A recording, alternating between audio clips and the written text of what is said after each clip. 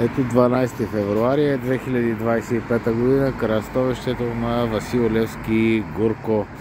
Часа е 7 без 10, за да покажем как се движи рекламната гъба, както бяха обещали. Продължава да расте, да лепат, я да видим отдолу какво са направили. Отначало си мислих, че са цвакали някакви птички, но после се оказа, че това е лепилото, с което са лепили. Гледай какво става. И рекламата е голямо нещо. Нещо като солта на бизнес. Яко. Но иначе продължава да расте и се накланя към Гурко доста сериозно. Така. Вече да, вижда се долу горе, нали, право е и как хоп, увеличава товара на към Гурко. Ще видим колко време ще изкара. Така.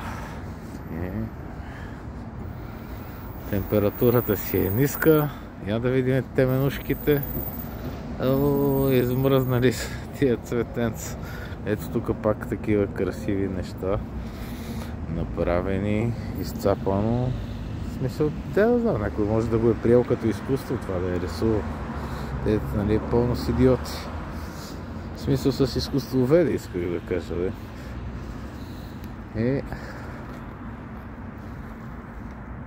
Това е.